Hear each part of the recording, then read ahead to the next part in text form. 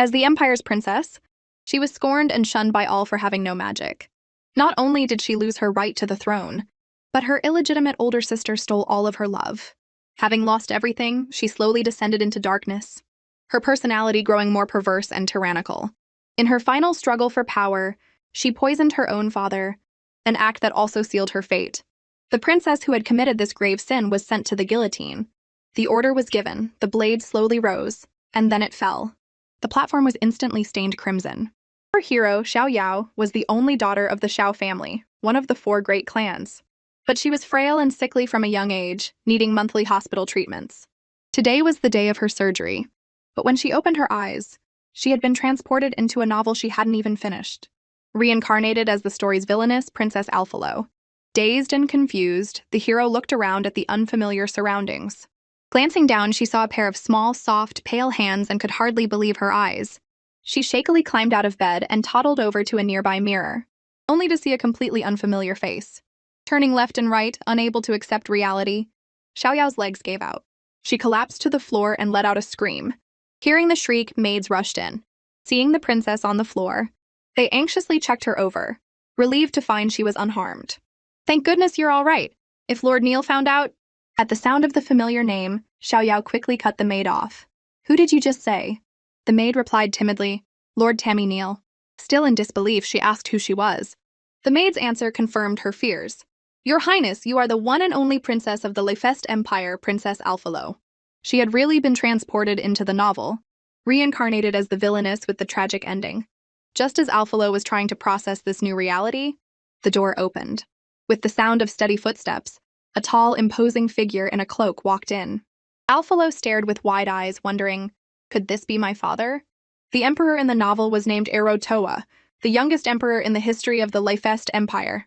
Since taking the throne at 19, he had led his armies to conquer nation after nation, doubling the size of his territory in just 10 years. Under his rule, the empire reached an unprecedented era of prosperity. Yet this powerful monster of a man possessed a face as beautiful as a god's. Alphalo met his gaze and felt a terrifying aura. A single look from him was enough to make anyone tremble. No wonder the maids were so afraid of him. Eradoa coolly asked the maids what had happened. Learning that a hostage had upset the princess, he turned to Alphalo. Alphalo braced herself, expecting to be punished for the original princess's tantrum. Instead, a large hand gently rested on her head. "Are you hurt anywhere?" he asked, his voice surprisingly soft and kind. Hearing her father's gentle question, Alphalo quickly shook her head. His expression was warm and kind toward her, but when he turned away, his face instantly darkened. "A mere hostage dares to upset the princess?" he snarled, ordering the hostage to be brought before him. Eradoa waved a hand, and a man holding a magic staff stepped forward to heal Alphalo. Her body floated gently into the air. "So this is magic? What an amazing feeling." After the healing was complete, Eradoa walked over to her. "I'm glad you're okay," he said, his voice still soft. The novel described Eradoa as a cold-blooded, heartless tyrant, but seeing him now, he didn't seem so terrifying. Just then, guards dragged the hostage in, watching him get thrown roughly to the ground. Alphalo instinctively reached out to help him, before realizing her mistake and quickly pulling her hand back. So this was him, Prince Vidi of the Cern Lily Kingdom. Cursed for his naturally black hair and red eyes, he was considered a bad omen and sent to the Lefest Empire as a hostage at the age of 10. There, he was demoted to a guard and endured endless humiliation. In the novel, he offended Alphalo at age 12 and was sent back to his kingdom. The fate of a banished hostage was easy to imagine. Right now, he was kneeling tremblingly before the towering emperor. When he turned and saw Alphalo standing to the side, he glared at her with the same hateful eyes described in the book. Startled, Alphalo backed away. Before she could say anything, her father noticed the boy's glare and stepped in front of her. "How dare a mere hostage look at my daughter like that?" He declared that the boy's life would be the price for the princess's forgiveness. Seeing the defiant look on the boy's face, he added that the blood of the entire Cern Lily Kingdom and all its people would be even more satisfying. He then let out a scornful laugh. "This is the price for angering me." Alphalo was stunned. Just for looking at me, he angered this man? And for something so trivial, an entire nation is sentenced to death? There was no fairness, no human rights. The law was whatever the ruling class said it was, and no one dared to defy the monarch's tyranny. What kind of world was this? If this boy died because of her, if a war broke out because of her, Alphalo clutched her clothes. Wouldn't that make her just another one of these numb, cowardly people? No, she cried, gathering her courage and stepping in front of her father to plead for the boy.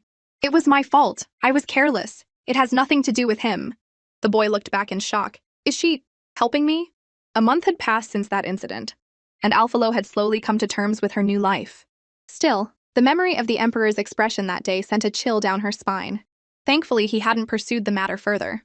She couldn't believe she had dared to defy a tyrant in front of so many people.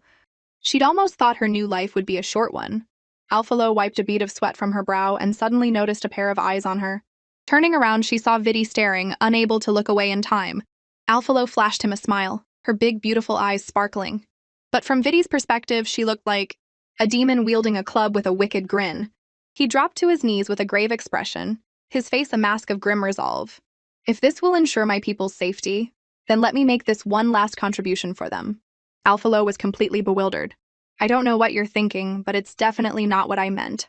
Based on her observations, Alphalo discovered that the original princess was even more vicious than the novel had described. Almost no one in the entire palace dared to speak to her, not even her personal maids. Alphalo sighed. What kind of brat was the original owner of this body? To avoid her tragic end, Alphalo was determined to change everything, starting with the people closest to her. She walked over to Vidi and held out her hand. Vidi squeezed his eyes shut. So it's finally happening. But after waiting for a moment, nothing happened. He slowly opened his eyes to see a small pale hand trying to pull him up. Get up, she said. Before Vidi could react, Alphalo continued, I won't hit or yell at you anymore. I swear on my name as the princess of this empire. Seeing her firm, serious expression, Vidi was stunned. He couldn't understand why the once arrogant and cruel princess had suddenly changed. Was this just another one of her tricks? Vidi stood up on his own, ignoring her outstretched hand. The atmosphere instantly became awkward, and Alphalo slowly retracted her hand.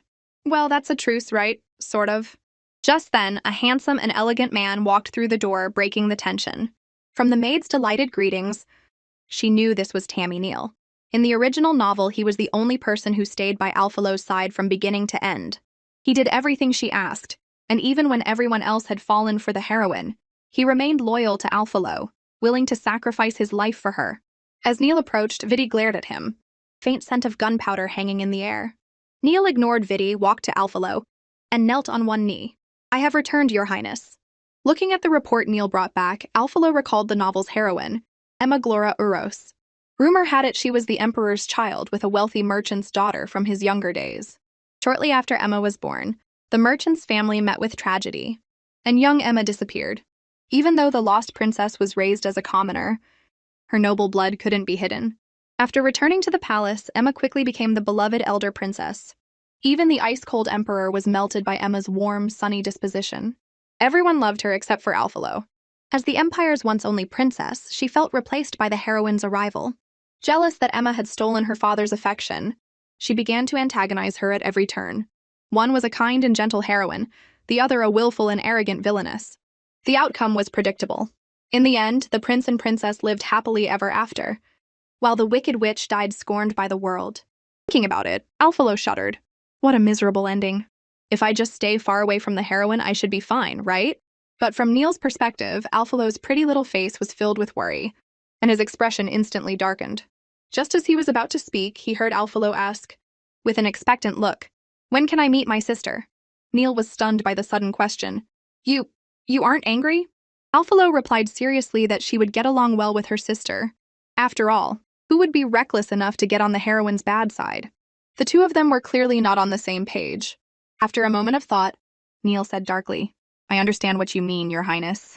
No, you don't, Alphalo said in a panic. I didn't mean for you to do anything to her. But Neal hesitated. If we don't make plans soon, you will... Alphalo didn't understand what he meant. She glanced at Vidi and the maids beside her, and they all had strange expressions.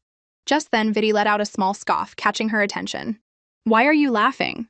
Vidi avoided her gaze, but seeing her persistent stare, he reluctantly told her, You don't seem to know what's going to happen. After Vidi spoke, the atmosphere instantly grew heavy. You are the Emperor's daughter. From the moment you were born, you had to bear the responsibilities of royalty. If you can't be a winner who surpasses everyone else by 100-fold, then you're fate. Vidi's fists, clenched at his sides, trembled uncontrollably. It will be the same as mine. Alphalo stared at him blankly. He was right. Vidi hadn't done anything wrong.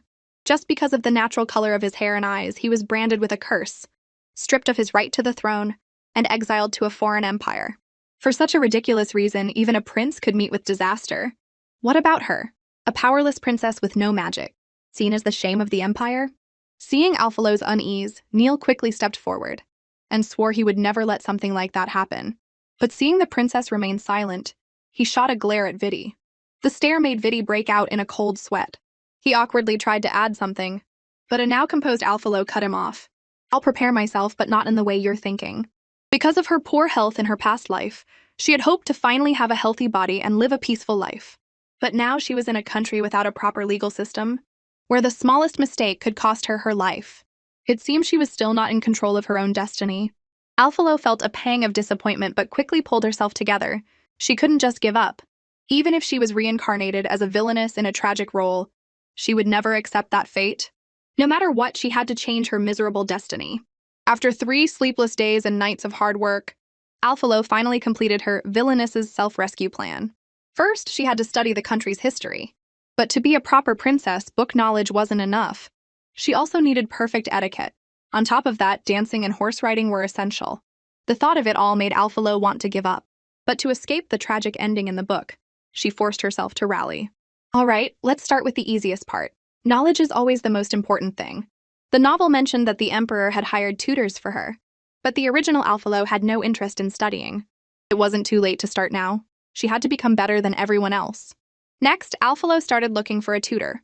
Herdy was too gentle to be a teacher. Neil had other duties. That only left. With Vidi's help, Alphalo quickly caught up with her studies, and even surpassed the original curriculum. Although Vidi's attitude remained cold, he was a much more competent teacher than she had expected. As for etiquette, Neil hired the Duchess Kallian, a woman renowned throughout the empire for her elegance, to be her instructor. Now, her etiquette was at least passable. But as a princess, there was still so much more to learn every day. After a long day of work, Alphalo's favorite part was eating all kinds of delicious food. In her previous life, her weak body meant she couldn't eat whatever she wanted. But the consequence of indulging without restraint was gaining weight. From that day on, a maid named Herdy banned all sweets from Alphalo's palace. Without her desserts, Alphalo lost all motivation. She tried to win over the young maid with her cuteness. Herdy's heart fluttered at the adorable display, and she instantly abandoned her principles, preparing a table full of sweets for Alphalo. Alphalo's eyes sparkled with joy. Sweets really were the best. Full and happy, Alphalo noticed Vidi, who was sitting across from her, staring out the window. She followed his gaze and saw several colorful kites floating in the sky. You want to go play? You're still a kid, after all. She clapped her hands excitedly and decided they should all go to the garden to fly kites. Since the princess had to change into specific clothes for an outing, Vidi and Neil were sent outside. The two, who couldn't stand each other, huffed and turned away from one another. A short while later, Alphalo came out, a happy smile on her pretty face, as she ran toward them. Both boys were stunned by her appearance. Vidi blushed when he noticed Alphalo staring at him. Annoyed, Neil stepped between them. I believe your highness wanted to fly a kite? I've already had the servants prepare them in the garden. Alphalo's eyes lit up, and she happily ran toward the garden. As soon as her back was turned, the two rivals started glaring at each other again. Alphalo's kite flew higher and higher, and she couldn't help but show off to everyone. Neil and Herdy didn't hold back their praises, and Alphalo was feeling proud of herself. I'm amazing. This was her first time flying a kite, and she never knew running happily under the sun felt so good. But in a moment of distraction, her kite was overtaken by Vidi's. Neil's face darkened. How dare he surpass the princess? He sneakily let out more string, knocking Vidi's kite to the side, then shot Vidi a taunting look. The air was thick with tension. Seeing their childish behavior, Alphalo couldn't help but laugh. She never thought the aloof and heartless Neil from the novel had such an adorable side. Well, if that's how it is, I can't back down either. Ignoring the two bickering beside her, Alphalo focused on flying her kite. Suddenly, with a snap, the princess's kite string broke and the kite began to fall. Herdy offered to go get it, but Alphalo stopped her. You guys keep playing, I'll go get it myself. Before anyone could object, she dashed off in the direction of the fallen kite. She pushed aside some bushes, searching around. Suddenly, her eyes lit up as she spotted the kite on the roof of a pavilion. She ran over excitedly, not expecting to find a girl sitting inside. Alphalo was confused. This was a palace built specifically for her by the emperor. Besides her servants and the emperor himself, no one was ever allowed in. Alphalo studied the girl carefully. That familiar back? Could it be? It felt like a bolt from the blue. This was the novel's heroine, Emma Glora Euros. According to the plot, she wasn't supposed to meet her until the banquet 6 months from now. Why was this happening so early? I'm not ready for this. Alphalo shook her head. Of the 36 stratagems, fleeing is the best. She decided to slip away. But fate seemed to have other plans. With a crack, she stepped on a dry branch. Alphalo froze, her face grim. Well, I'm screwed. As expected, a voice came from behind her. Hello! Alphalo turned around stiffly. The girl before her was truly stunning. Her beautiful golden hair fluttered in the wind like sunlight, and her eyes were the same as the Emperor's. So this was the Empire's long-lost elder princess from the novel? Why was she here now? Where did the plot go wrong? Is something wrong, Your Highness? The girl's voice snapped Alphalo back to reality. She clutched the corner of her dress and forced a smile. It's nothing, I was just wondering why you're here. Emma looked pleasantly surprised. You know who I am, Your Highness? Alphalo looked directly into her eyes that only members of the royal family possessed. Realizing this, Emma explained that she had seen the beautiful flowers and decided to pick some to arrange as a gift for their first meeting. Watching Emma's smiling face, Alphalo understood why. Everyone in the novel liked her. Even she was starting to want to be friends with her. Just then, Neil's voice came from behind them. Using the princess's flowers to give to the princess? What a fine gift, Miss Emma. Neither of them had time to react to Neil's voice before Vidi also emerged from the side. He immediately went into protective mode, questioning Emma sternly. This is a palace built by His Majesty for the princess. No one is allowed to enter without permission. What is your purpose for trespassing? Emma was taken aback, but quickly explained, I'm sorry, I didn't know this was the princess's palace. I just saw that the flowers here were beautiful and wanted to pick some as a gift for her. Emma's tone suddenly became sad. His Majesty gave me permission to move freely about the palace, so I assumed I could come here as well. Since Emma hadn't been formally introduced yet, she couldn't call the Emperor father. A princess who grew up in the slums, constantly bullied. It was actually quite pitiful when you thought about it. Just then, someone walked over. What are you doing here? Alphalo turned and saw the Emperor approaching. Surprised. What's he doing here? Just then, Herdy peeked out from behind the Emperor. Your Highness, we finally found you, she said, jogging over to Alphalo. Did you find your kite? Alphalo then remembered why she was there in the first place, and pointed to the kite still stuck on the pavilion roof. She turned back to see the Emperor standing in front of Emma, and got excited. In the novel, this was the famous scene where the heroine meets the Emperor. She practically got out her popcorn ready for the show. But the two just stared at each other in silence. How was the plot supposed to advance like this? Just as Emma was about to call him father, Alphalo, holding a slice of watermelon, looked on with anticipation. But to her surprise, her father's expression was ice cold. Emma flinched and quickly corrected herself, calling him Your Majesty. I told you to stay in your palace and study during this time. Emma lowered her head. I am very sorry. Then her father walked right past Emma and ordered a guard to take her back. Emma looked like she wanted to say something.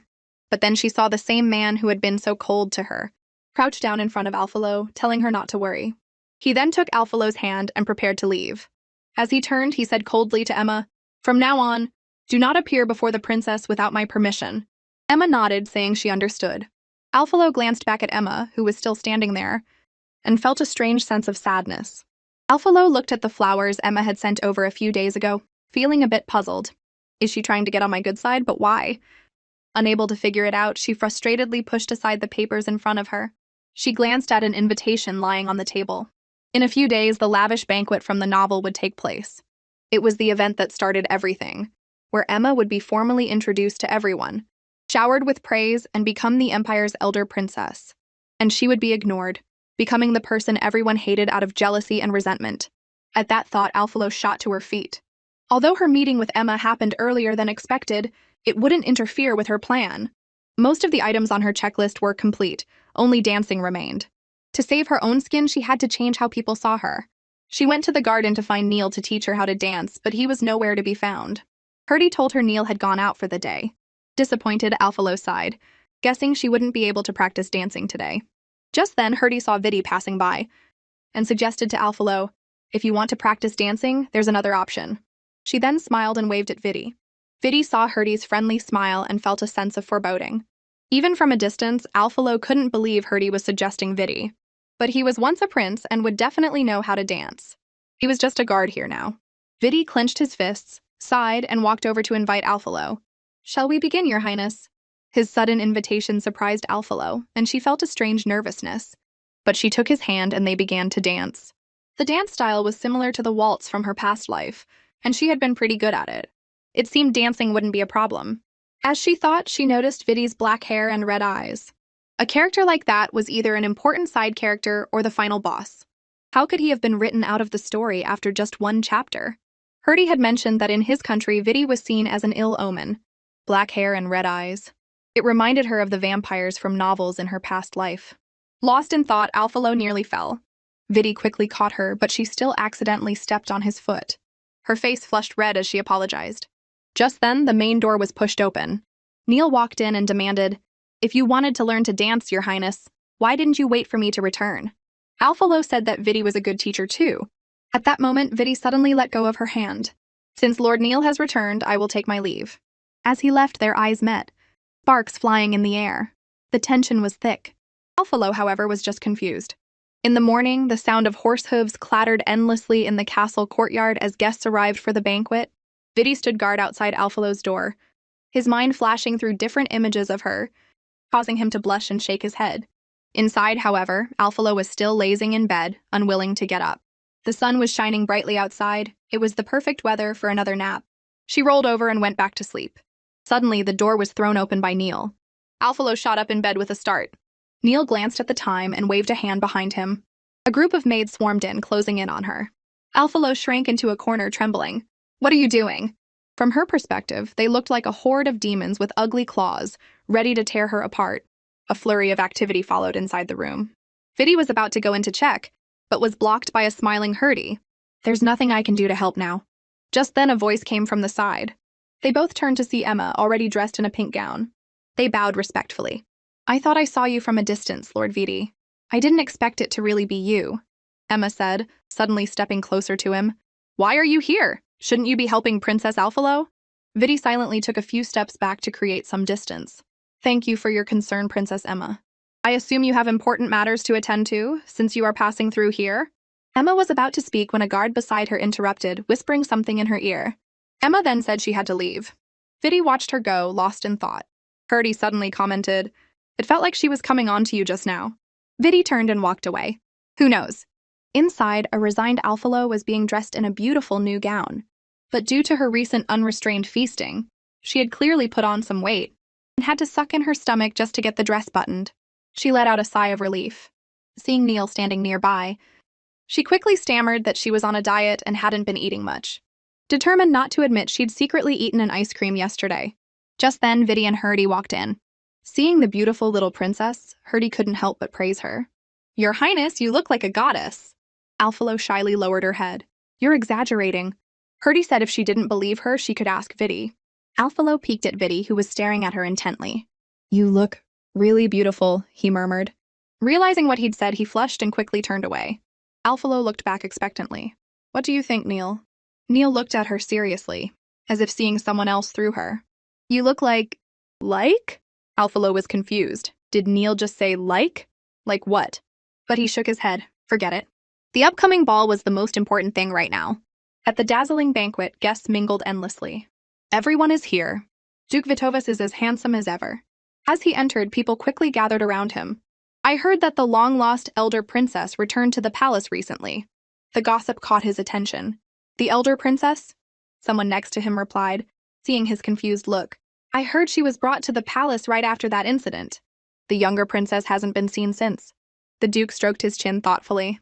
"Well, she has no one to blame but herself for being a useless waste. Maybe this banquet is to announce the elder princess's official status." The person turned to him expectantly. "What do you think, Your Grace?" The duke didn't give a direct answer, just a vague reply. At that moment, the emperor, dressed in his finest, turned to the girl beside him. "Are you ready?" Hearing her confirmation, he took her hand and walked toward the ballroom. Suddenly, an announcement rang out.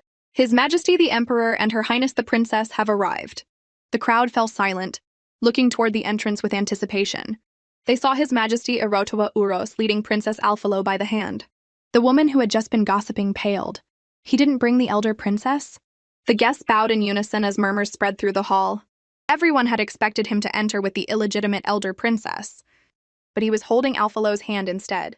However, a single glare from the imposing father instantly silenced the room. Alphalo looked at him in awe. as expected of the emperor of the continent's greatest empire. One look is enough to scare everyone to death. Her father sensed her trembling and squeezed her hand, whispering, "Don't mind them." In the original novel, her father was a cold-blooded and ruthless man, but he was incredibly gentle with his daughter. Even up to his death, he never once resented Alphalo. How could she ever bring herself to harm such a good person? Alphalo thought to herself, "In this life, let me be your daughter." Just then, her father formally announced the return of the long-lost elder princess. At the same time, the music started, and people began to dance and chat, the hall filled with lively conversation. Alphalo, however, sat bored in her seat, eating dessert. Even though she was a princess, her father had told her she didn't need to socialize with those people. Down below, Emma was laughing and talking with everyone, winning over many admirers. In contrast, Alphalo was high above them all, and everyone she saw quickly avoided her, their only impression of her being that of a spoiled, violent brat. How was she supposed to execute her reversal plan like this? Alphalo was still boredly eating a small cake when a guard approached and whispered something in her father's ear. Her father's expression changed. He turned to Alphalo and gently stroked her head. "Wait for me here, I'll be back soon." With that, he left the banquet. Alphalo finished the last bite of her dessert. "Finally, I can begin my reversal plan."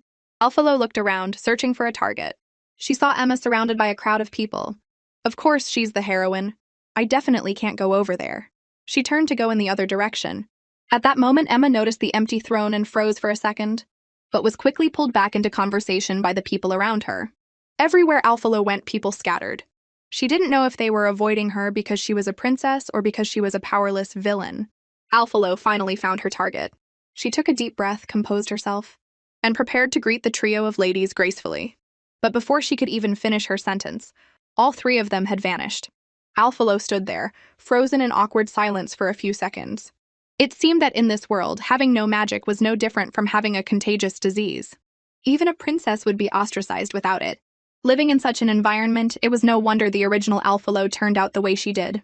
Then, she clenched her fists and rallied her spirits. If socializing wouldn't work, then dancing would have to. She quickly scanned the room for a suitable dance partner, and suddenly spotted Vidi hiding in a corner. Vidi noticed her at the same time and quickly turned his head away. Although Alphalo found it strange that Vidi was here, she quickly thought, well, there's a ready-made dance partner. Seeing Alphalo approaching with a wicked grin, Vidi bowed and quickly tried to leave. But she was determined, chasing after him until she finally caught him. Alphalo curtsied gracefully. "May I have the honor of this dance?" she asked, her eyes full of hopeful charm. Vidi sighed in resignation but accepted. "The honor is all mine, Your Highness."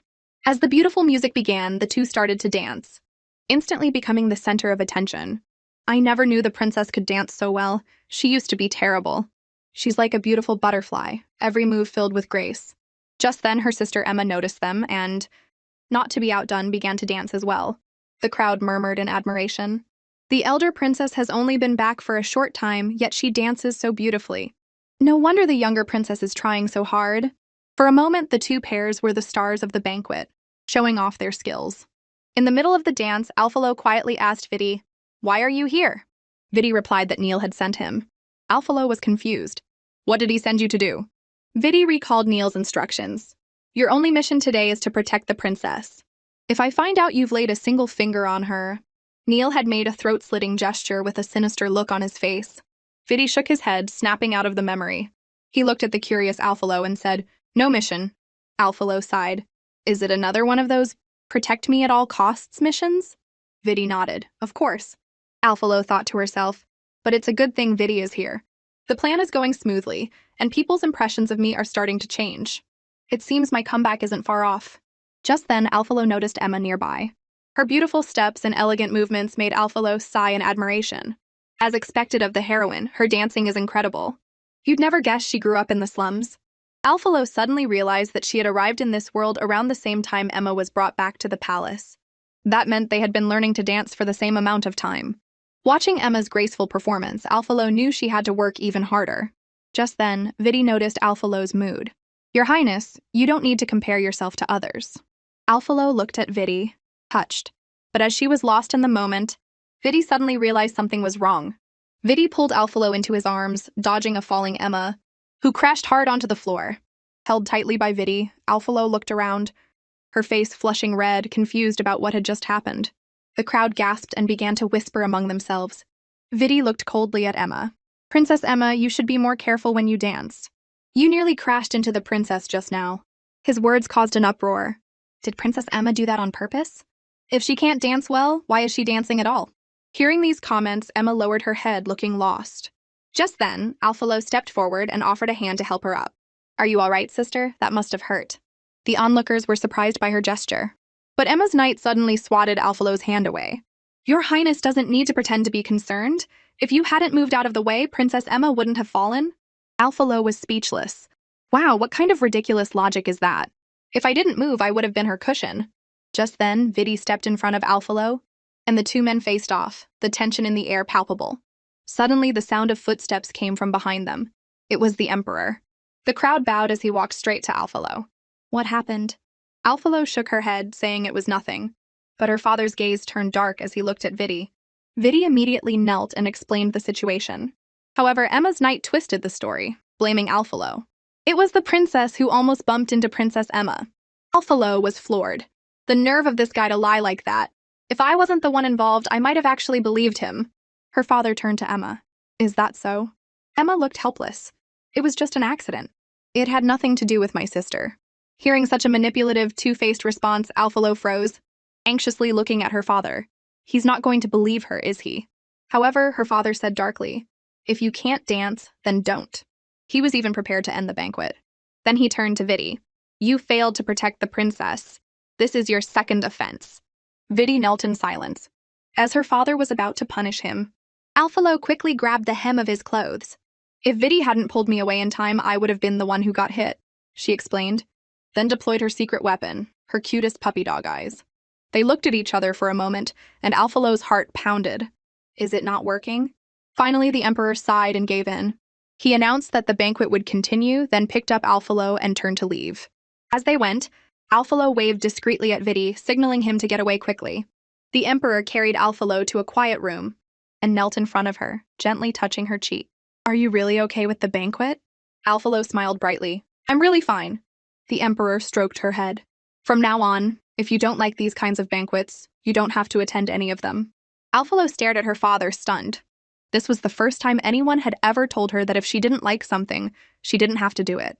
Here, someone was willing to protect her, to tell her she didn't have to go to those annoying parties. Alphalo smiled happily. Okay, father. The two of them then happily enjoyed dessert together in the room. Suddenly, there was a knock on the door. A servant's voice came from outside. Your Majesty, Duke Vitovas requests an audience.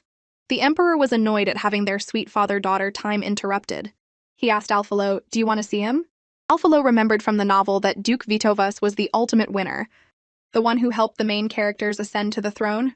She didn't want to get involved with such a calculating person. She looked at the Emperor with pitiful eyes and pleaded silently. The Emperor chuckled and ruffled her hair. The princess is unwell and needs to rest, she will see no one. Outside the door, the Duke and Emma heard the Emperor's voice. Since the princess is unwell, we will visit another day. The Duke put his arm around Emma's shoulder. Let's go back. Emma clenched her fists resentfully but followed him in silence. The Duke watched the silent Emma, a smile playing on his lips. A few days later, Alphalo stared at an invitation on her desk, completely baffled. Her father thought she liked socializing and had arranged a tea party for her. Hearing Neil's confirmation, she wanted to scream.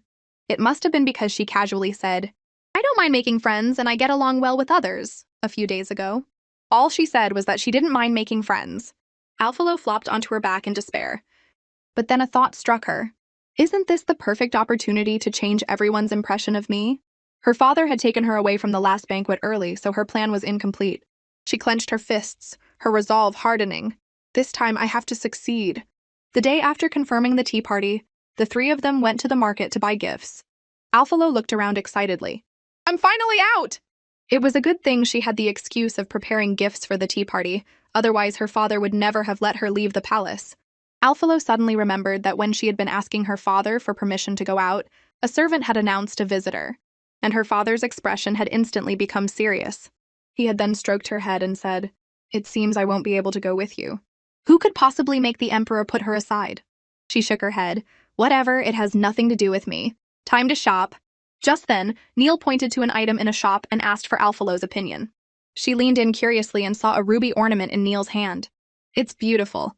This would be a perfect gift for the tea party. Neil then declared grandly, We'll take them all. Before Alphalo could even react, The shopkeeper had already wrapped everything up with lightning speed. Suddenly, Vidi's voice came from behind them. "We'll take all of these too." Alphalo turned around stiffly to see a mountain of goods piled in front of Vidi. The market vendors, sensing a golden opportunity, started hawking their wares. And those two idiots, Vidi and Neil, started a silent competition out of jealousy. Alphalo finally exploded. "This is not the kind of shopping I had in mind." She then stormed off into the crowd and disappeared. Hiding in a corner, Alphalo breathed a sigh of relief, having finally shaken the two of them. Just then, a handkerchief was offered to her from the side. "Are you all right?" Alphalo turned to see a man in a hood had suddenly appeared beside her. When he lowered his hood, Alphalo froze. How can someone be this beautiful? Vidi and the others were handsome, but no one looked as ethereal as him. This must be what an angel looks like. Is something wrong? His question snapped her back to reality. She took the handkerchief and wiped the sweat from her forehead, secretly sizing him up. Someone like him seemed a lot like the male lead from the novel, The Son of the Holy Temple. Wait a minute. Could this actually be the male lead? Alphalo clutched the handkerchief, trying to act calm. "Thank you for the handkerchief. I'll wash it and return it to you." The young man smiled and pointed to a small house ahead. "I live there. Feel free to come find me if you need anything." Alphalo followed his gaze and saw a sign that read, "House of Divination." "Are you a fortune teller?" she asked curiously. The young man thought for a moment. "Technically, I'm more of an astrologer. I observe the stars." Seeing her curious and surprised expression, he invited her in. "If you're interested, would you like to give it a try?" Alphalo followed him into the house, where he took out a deep blue crystal ball to read her fortune. She watched, both nervous and excited. The young man spread his hands, silently chanted an incantation, and the crystal ball began to glow. Both of them stared at it seriously. Suddenly, the crystal ball emitted several intense flashes of light, making popping sounds as cracks appeared on its surface. Alphalo turned away, shielding her eyes. With a final crash, the crystal ball shattered completely. Staring at the broken pieces, Alphalo clasped her hands, feeling anxious. Does this mean I'm in for some terrible misfortune? The crystal ball shattered. How bad can it be? But the young man looked at the remains of the crystal ball with a knowing smile. "You are very interesting." Alphalo was confused. "What does that mean? Am I not going to die?" The young man explained, "Someone has placed a very powerful restriction on you. The crystal ball broke because the person who placed the restriction won't allow me to read your fortune." Alphalo pressed him anxiously. "Who placed this restriction on me? Why would they do that?" The young man shook his head, saying he didn't know. "Perhaps someone did it to protect you." He then smiled faintly. "Or maybe it was for some other reason. I can't say for sure." Alphalo looked disappointed. She had just been curious and wanted to have some fun, but now she had discovered this restriction on her. Just then, the young man leaned in close. Alphalo flinched and held up her hands to create some space. What is it?" The young man looked at her seriously. "This restriction on you feels very familiar." Alphalo awkwardly turned her head away as his face got closer and closer. She panicked. "Help! Someone please save me!" Just as the young man's hand was about to touch her face, a loud bang came from the doorway. They both turned to see Vidi standing there, his face dark. "Get your filthy hands off her," he snarled. Alphalo saw Vidi like a savior and ran over to him. "How did you find me?" Vidi looked apologetic. "I'm sorry, Your Highness, I failed to protect you." Alphalo quickly waved her hand, telling him it wasn't his fault. She was the one who ran off. If she hadn't, she wouldn't have run into this weirdo. Vidi then stood protectively in front of her and demanded, "Who are you?" The young man gave a small laugh, looking completely innocent. "Don't misunderstand. I'm just an ordinary astrologer from this house of divination." Alphalo thought, "Yeah, right. Ordinary." Vidi said apologetically, "I'm sorry to have disturbed you. Thank you for taking care of my lady." Then he suddenly took Alphalo's hand. "But I need to take her back now." The young man chuckled and walked over to Alphalo. "I apologize if my action startled you, my lady." He then produced a necklace from behind his back. "As a token of my apology, please accept this lucky necklace." Alphalo quickly refused, saying she didn't need it. Vidi then led her away. As they left, the young man behind them smirked. "You'll need it." At the same time, the necklace inside the box vanished into thin air.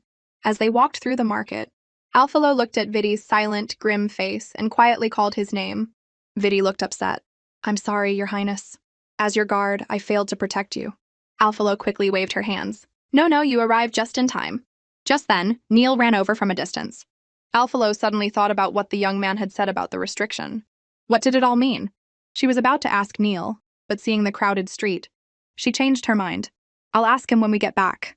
She took a few steps forward, then turned to look at Vidi, her hand still tingling where he had held it. "Strange. Why do I feel a little disappointed?"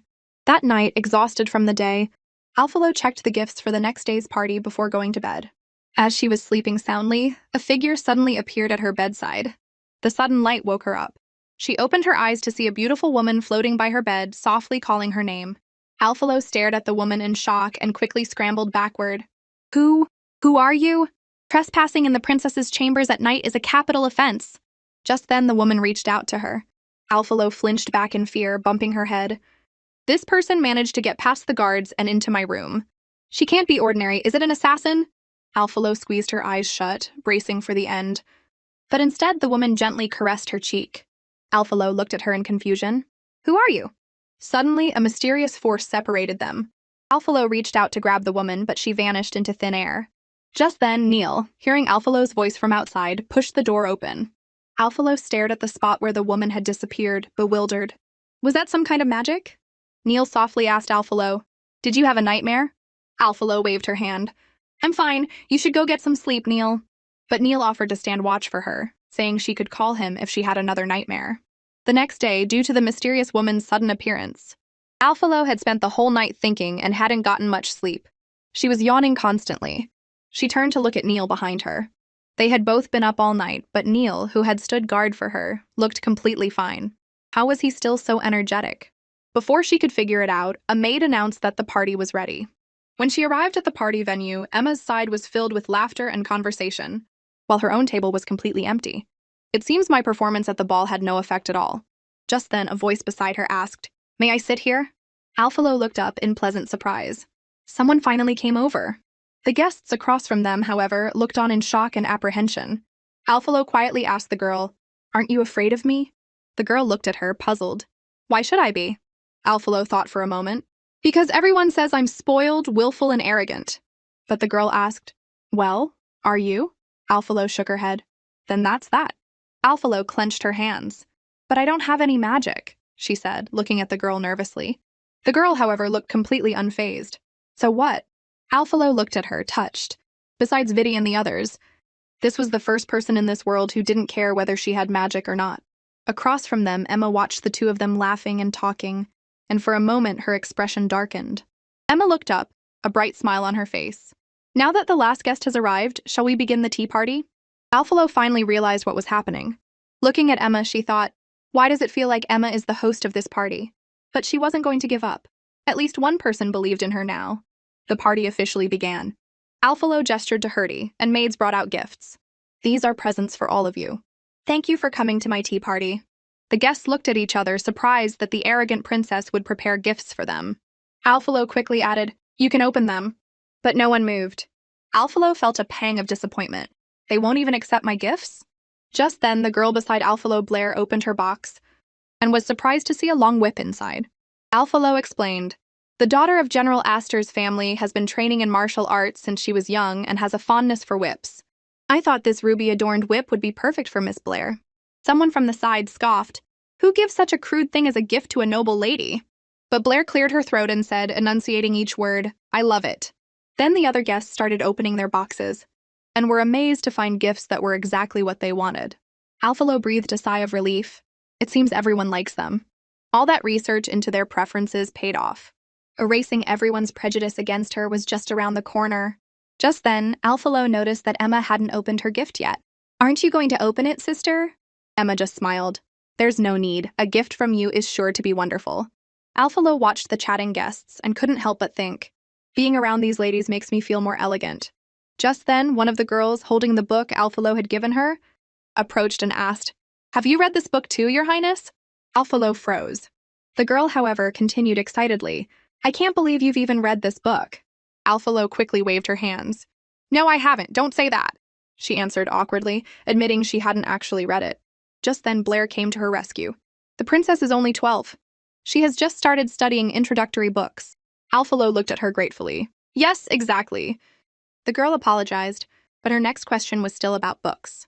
Alphalo stared at her stiffly. Is this girl a bookworm or what? Soon, everyone was excitedly discussing the contents of the books, and Alphalo couldn't get a word in. She had been so focused on learning noble etiquette recently that she had neglected the fact that a real princess needed knowledge. She couldn't just be a pretty face with an empty head. To become a proper imperial princess, to shed the title of useless, She had to learn everything a princess should know. Only then could she truly control her own destiny. Time flew by, and in the blink of an eye, Alphalo was 14. Today was her 14th birthday banquet. At the lively and magnificent party, guests crowded around to give her their gifts. Overwhelmed by the crowd, Alphalo was struggling to keep up. Just then, Emma linked arms with her. "The ball is starting. You promised me the first dance."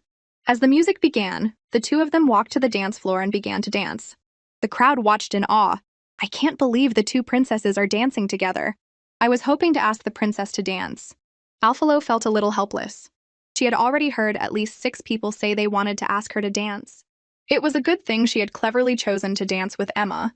Otherwise, she wouldn't have known how to turn them all down. After the dance, they smiled at each other. Just then, a round of applause came from the side. The two princesses dancing is truly a sight to behold. Emma curtsied gracefully. "Duke Vitivas, it's a pleasure to see you." Hearing the name, Alphalo remembered from the novel that Duke Vitivas Ramrose was the emperor's younger brother, a gentle and charming man. In the novel, he helped the main characters multiple times, and was also the one who caught Alphalo trying to poison the emperor, sending her to her execution. Alphalo clenched her fists, thinking, "I'm behaving myself now. I shouldn't be sent to the executioner's block again, right?" Watching the two of them chat, she suddenly remembered that the Duke was the one who had brought Emma back. "Emma loved the book you sent the other day, Your Grace, but it was a bit difficult. I'm still finding it a little hard to read." The Duke smiled faintly. "That's all right. Princess Emma can take her time studying it." Emma bit her lip, lowered her eyes, and quietly agreed. Alphalo watched them, puzzled. Why does it feel like they're speaking in code? Just then, the Duke bowed to leave, but after a few steps, he turned back to Alphalo. "Your gift has been sent to your room, Your Highness. I'm sure you'll like it very much." Alphalo thanked him politely and breathed a sigh of relief. He's finally gone. Talking to him is exhausting. That night, Alphalo lay tiredly on her bed. Neil, who was beside her, reminded her that she hadn't opened her gifts yet. Alphalo sighed and called for Vidi and Herdy. "Let's open them together." Herdy unwrapped a gemstone. Vidi recognized it as a holy stone from the church. Neil checked the list. "It's from Duke Vitivas." Alphalo looked at the holy stone, confused. "What does he mean by sending me this?" Neil recalled hearing that when the Duke found Princess Emma, the Emperor offered him a reward, but he refused everything except for a holy stone from the church. Alphalo thought about it for a moment, then gave up.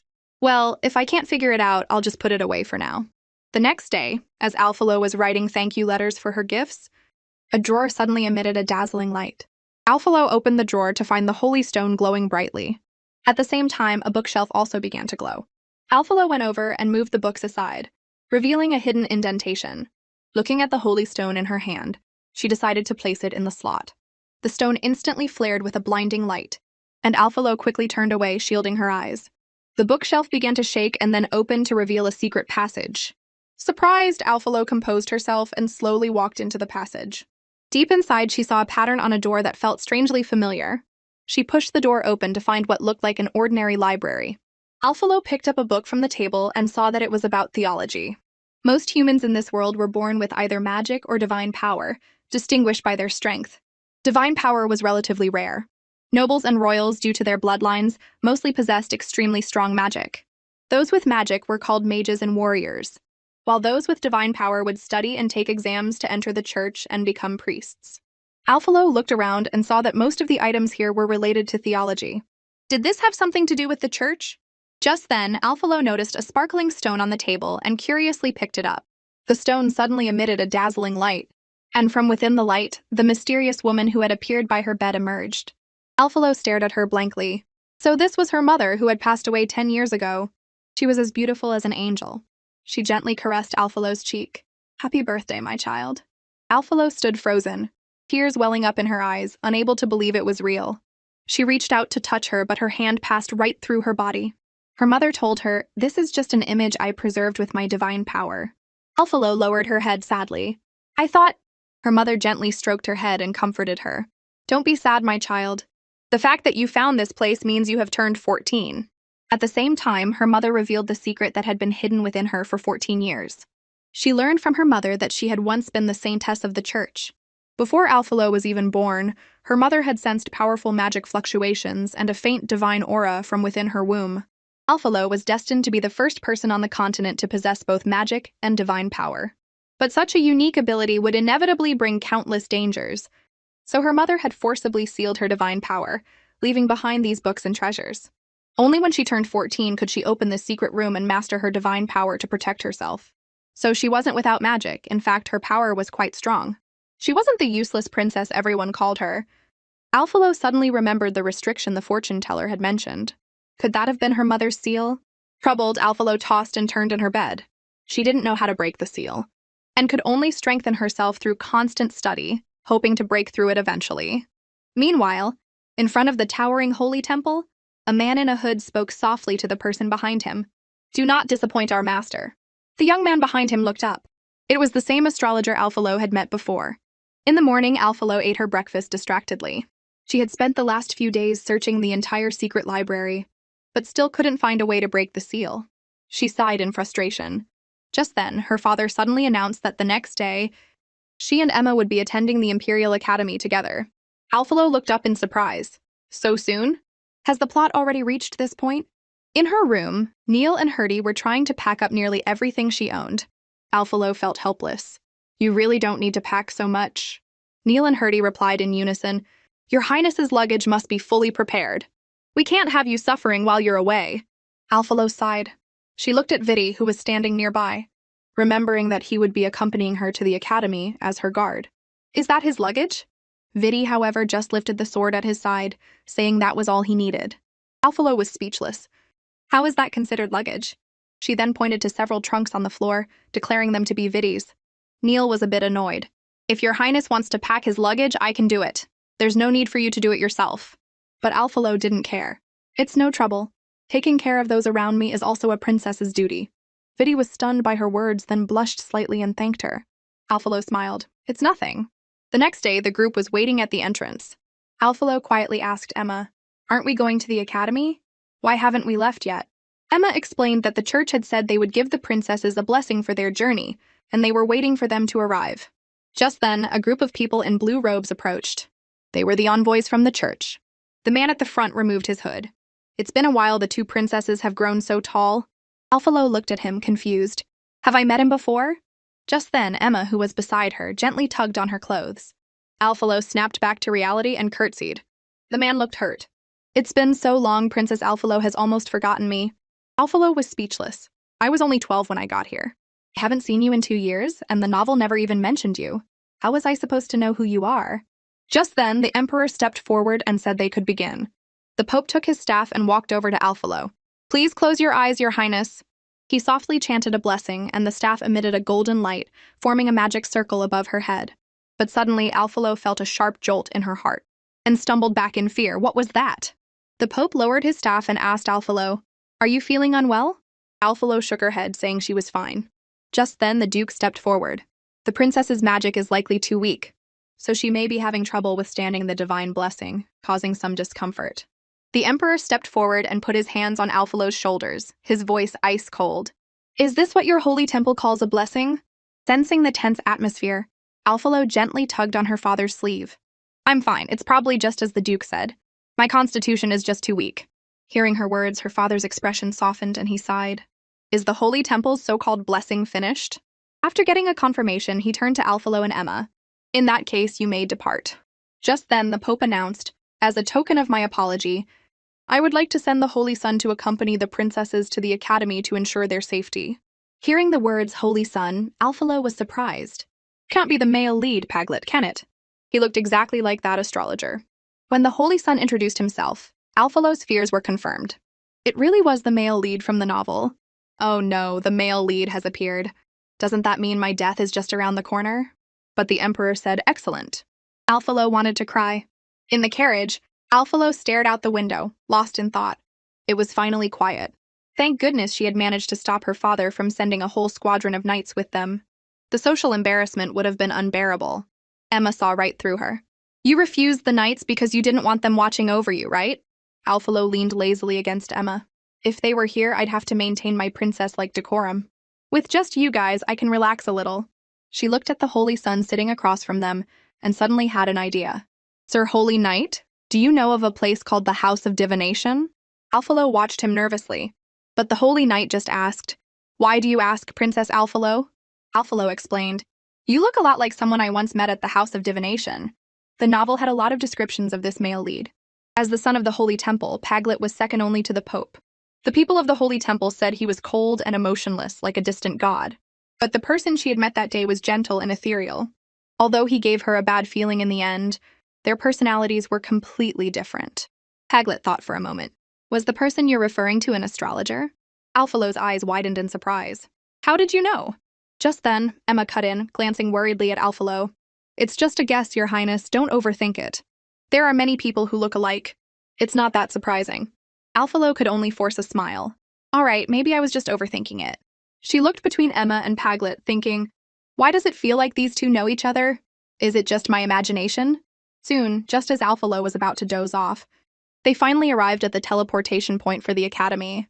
When they got to the platform, Alphalo was shocked by the massive crowd. Why are there so many people? Are we going to have to wait in line forever? Just then, Vidi reminded her that the royal family had their own dedicated teleportation circle. Alphalo then remembered that being royalty had its perks. It felt good to be rich and powerful. The teleportation circle activated, and with a flash of golden light, the four of them vanished. When Alphalo opened her eyes, a grand and magnificent building stood before her. This was Innistain Academy. Alphalo stared at the building in awe. Suddenly, an unfriendly voice came from behind. Well, what have we here? A couple of country bumpkins? Vidi turned around, his face dark, as a red-haired young man continued to mock them. This isn't a place for you, Hicks. The four of them glanced at him but decided to ignore him and walk toward the academy. The young man's face soured like he had just punched a pillow. Just then, he noticed Vidi walking beside Alphalo. Isn't that Vidi, the black-haired curse? At his words, Vidi clenched his fists. Alphalo turned around, annoyed. What did you say? The young man continued to taunt him. Don't you want to know what the black-haired curse is? That black-haired guy next to you is an ill omen who caused his own mother's death. That was the last straw. Alphalo was about to march over and give him a piece of her mind, but Vidi stopped her. If you want to live, you should stay away from him. Alphalo thought for a moment and then understood. So this guy is a coward. She then leaned over to Emma and said loudly, this guy is so strange. He's clearly the one who's scared, but he's blaming it on Vidi's hair and eye color. We should hurry up and go. If we stay around a coward for too long, we might become cowards too. Her words were short, but the insult was sharp. The young man was furious and was about to charge forward, but his attendant stopped him. That seems to be the princess of the Lefest Empire. Alphalo looked at Vidi, who was still standing there stunned. What are you waiting for? Let's go! Vidi watched her walk away, then followed after her, his face flushing. The group walked on, laughing and joking. Just then, Alphalo noticed Vidi walking silently beside her. What's wrong? Vidi hesitated. Aren't you afraid that I'm the black-haired curse and will bring you bad luck? Alphalo thought for a moment. Just because you were born with black hair, they think you're an ill omen? Isn't that the case? Alphalo thought to herself, if that's the reason, then the world I came from must be full of bad omens. The novel didn't say much about Vidi after Alphalo had him sent back to his country. Given this world's prejudice against black hair, if he went back, oh, that's too tragic to even imagine. Alphalo stood in front of Vidi and told him to lower his head. Then she gently stroked his hair. It's okay. They're just a bunch of cowards who judge people by their looks. If they say you're a bad omen because you have black hair, then by that logic, wouldn't golden-haired Emma be an angel and silver-haired Paglet be an archangel? Emma laughed at Alphalo's description. You can't describe people like that. Paglet then asked, then what would that make Princess Alphalo with her white hair? She's my goddess of luck, Vidi interjected. The air was suddenly thick with the sweet scent of romance. I've seen enough, I ship it. Emma couldn't help but tease the two of them, and they both blushed and turned away. Registration is about to start, we should hurry, Vidi said. As Vidi ran ahead, she couldn't help but touch her own hot cheeks, her heart fluttering. Oh my god, what was I just doing? I think my heart just skipped a beat. After filling out their registration forms, the group chatted as they walked toward the dorms. When they reached a fork in the road, they had to part ways. Alphalo and Vidi had signed up for the Warrior Academy, while Emma and Paglet were in the Mage Academy. Alphalo opened her dorm room door and was delighted to see a familiar face. But before she could get excited, a voice from the side interrupted. Is this that useless princess? She turned to see a short-haired girl holding a tube of lipstick, frowning at her. Miphala! Blair snapped. The girl just shrugged. Am I wrong? She has no magic. What is she if not useless? Alphalo looked at her and said seriously, having no magic just means I can't learn magic. I can still learn swordsmanship. I don't think swordsmanship requires much magic, right? Seeing the determination in Alphalo's eyes, the girl didn't say anything more and introduced herself. Mi fala mesvito. She then pointed to the girl beside her, and this is Marilia. The next day, at the new student assembly, everyone was bored as they listened to the person on stage drone on. Vidi, who was being ostracized by his roommates because of his ominous black hair, ended up sitting with Alphalo and her friends. Luckily, her roommates didn't seem to care about Vidi's hair color. After the speaker on stage finished, the new student representative from the Mage Academy took the stage. A golden-haired figure walked to the podium. Hello, everyone. I am the new student representative from the Mage Academy, Emma Glora Uros. Alphalo watched Emma on stage and couldn't help but sigh. As expected of the heroine, she's the center of attention no matter where she goes. Just then, Blair suddenly said she had to leave. Mifala yawned impatiently. How much longer is this going to take? Vidi checked the schedule. It should be over after the Warrior Academy representative speaks. Just then, it was the Warrior Academy's turn, and the person who walked on stage surprised everyone. It was Blair. After the new student assembly finally ended, Mifala complained, "We all agreed to be slackers together, but you went and became a top student behind our backs. The world is so unfair." Blair said awkwardly, "I thought you all knew. My last name is Astor, after all, as in General Astor." In the novel, General Astor was a renowned warrior, and his children had all inherited his talents. She had known who Blair was when they first met, but she never expected her to be this impressive. Just then, Vidi asked, "What class are you guys in?" Everyone checked their cards. Vidi, Blair, and Marilia were all in Class A, while Alphalo and Mifala were in Class F. The air instantly fell silent. "We're all in the same dorm. Why am I in the loser class with this girl?" Anostain Academy was known not only for its excellent faculty, but also for its fierce competition. Class A was for the top students, B for the elite, C for advanced, D for intermediate, E for basic, and finally there was the loser class, Class F, located on a remote hillside far from the city. Mifala clutched her head in frustration. "I'm a noble lady. I have to take classes in a place like this? You've got to be kidding me." Alphalo patted her on the shoulder comfortingly. "I'm a princess, and I'm in this class too." Their eyes met, and they both understood.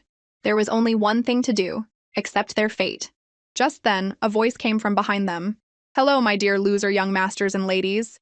Everyone turned to see a man with an eye patch looking at them playfully. "I am your homeroom teacher, Billy Porter Oliva." The students, however, just glared at him. Even though Class F was known as the loser class, saying it so bluntly was a good way to make enemies of everyone. Mifala stormed over to him. "What did you say?" Alphalo quickly grabbed her. The man just smiled. "Did I say something wrong? You're all just a bunch of untalented, weak, unwanted failures." Seeing their defiant faces, he continued, "If you want to prove me wrong, then start by running to the top of this mountain. That will be your first lesson." Looking at the mountain peak that seemed to touch the clouds, everyone hesitated. "Can we really do this?" Mifala clenched her fists. "We have to. I'm not going to be looked down on by some guy." Just then, a voice came through their communication devices. "My dear useless students, whether you're truly hopeless or just barely salvageable depends on whether you can retrieve your student IDs from the top of the mountain. By the way, your student ID is your pass to everything in this academy. Without it, you might not be able to survive here." The atmosphere instantly grew tense. Alphalo looked at the group worriedly. Can a team like this really make it to the top? The test began and everyone started running toward the summit. They helped each other climb up the mountainside. Just then, a cry came from the side. Alphalo went over and saw a girl sitting on the ground with a sprained ankle. "Does anyone know healing magic?" Alphalo called out. After the girl's ankle was healed, Alphalo and Mifala helped her up. But the girl suddenly burst into tears. "I can't do this anymore, so what if I'm useless? I am useless. So what?" Mifala slapped the girl across the face and looked at her coldly. "Say that again." Alphalo quickly pulled her back. Mifala continued, "If you're content with being useless, then be useless for the rest of your life." With that, she turned and left. Alphalo watched Mifala's back, remembering this part of the novel.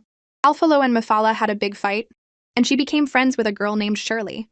In the end, when the Emperor was murdered, Shirley betrayed Alphalo and identified her as the killer. In a side story about Mifala, it was mentioned why she was so angry. As the second daughter of the Mesvito family, Mifala, despite her arrogant and willful appearance, actually had very little magic.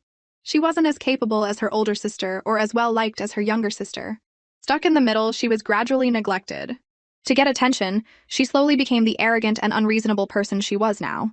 Thinking about it, Mifala's experience and personality were quite similar to Alphalo's. After Emma was brought back, Alphalo was inferior to her slum-raised sister in every way and was gradually neglected. The word they both heard the most, and hated the most, was useless. Alphalo walked over to Shirley and said seriously, "Do you know what makes someone truly useless? It's when they believe they're useless themselves." With that, without waiting for a reaction, she ran after Mafala. "What are you doing here?" Alphalo stretched. "I'm here to try not to be useless." The two of them then continued to run toward the summit. Before long, the rest of the class slowly caught up. In this classroom, there were many people like Alphalo and Mafala, but none of them were content to be called useless by others. They had only one goal in sight, the summit. Alphalo and Mafala finally reached the top, panting for breath. The high peak was bathed in a golden glow from the clouds.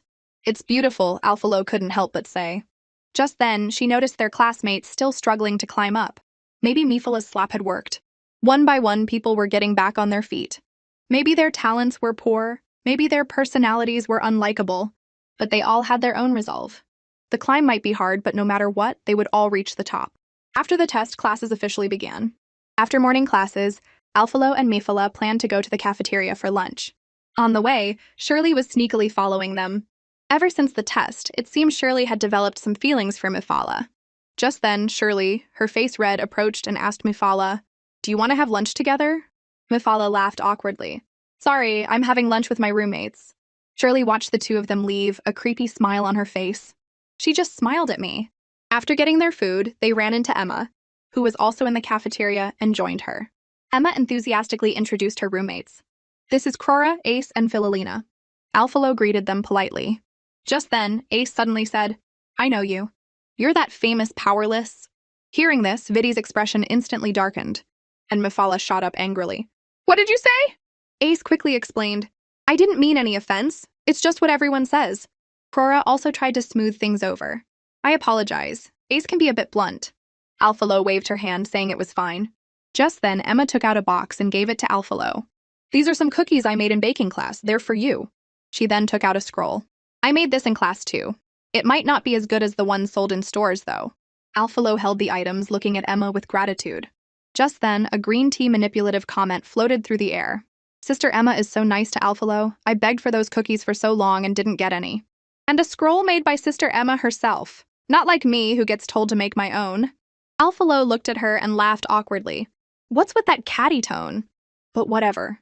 The fact that she had no magic wasn't a secret. Besides, this was from the heroine, the future great mage. It would be a waste not to take it. After lunch, the group chatted as they walked out. Just then, Alphalo accidentally bumped into someone, and the remaining soup in her tray splattered onto the person. She quickly apologized. The woman in front of her snapped her fingers, and the stain on her clothes vanished instantly. She then looked at Alphalo coldly. "Name, class." Emma recognized the woman and whispered in Alphalo's ear, "Oh no, this is our magic teacher, Marias. She hates people with low magic." Alphalo's heart sank. "I'm doomed." She cautiously gave her name and class. Marias repeated her name softly. "The rumored powerless, useless princess?" Alphalo mumbled, "That's what the rumors say." Mifala was about to step forward angrily, but Blair stopped her. "That's a teacher. If you offend her, your life in her class will be miserable." Hearing Alphalo's words, Mariah said, "At least you're self-aware." But Alphalo said seriously, "I know I don't have any talent for magic, but I will work hard in martial arts." The two of them stared at each other for a moment, before Marias turned and left, leaving behind one last comment. "I hope so." After the teacher left, Mifala complained, "I can't believe a school like this has a teacher who judges people by their abilities." In class, she's always been strange to the students who don't do well. Her reaction to Alphalo was actually pretty good, at least there was no punishment. Alphalo laughed awkwardly. "So I should be grateful?" Just then, Marilia quietly said, "There are many people like that." Mifala didn't hear her and asked her to repeat herself. Marilia just waved her hand, saying it was nothing. "Speaking of which, Marilia, you're amazing. You're even better at martial arts than the nobles who have been training since they were kids." Mifala easily linked arms with her. "Why don't you teach me too?" Marilia replied calmly, "I'm not as amazing as you say. It's just a way to survive." Back at the dorm, after getting ready for bed, Blair asked, "I heard you guys spent the whole day climbing a mountain?" At the mention of this, Mifala was instantly wide awake. She shot up in bed and started ranting. "You have no idea how crazy that teacher is. He called us all useless and made us climb the back mountain. My legs are killing me. But you were still the first one to reach the top," Mifala said proudly. "Of course, who do you think I am?" Marilia suddenly asked, "What class do you have tomorrow? It's not more mountain climbing, is it?" The two of them paled. Probably not, right? After chatting for a bit, they said goodnight and went to sleep. Just then, the words of Teacher Billy, and the teacher she met at lunch, Marias, flashed through Alphalo's mind and her eyes snapped open. After making sure the other three were asleep, she took a necklace from under her pillow and tiptoed out of the dorm. In the darkness, Blair suddenly opened her eyes and quietly watched Alphalo leave. Alphalo went to a secluded area of the academy, took out the necklace, and remembered what Neil had said. For your safety, Your Highness, I have modified this necklace into a magic tool that will allow you to use magic freely. I have also arranged for a teacher to instruct you. In the middle of the night, Alphalo huddled in a corner, shivering. I hope that teacher comes tonight or I'm going to freeze to death. Just then, a voice came from nearby. Then you can stop waiting. That teacher has already frozen to death.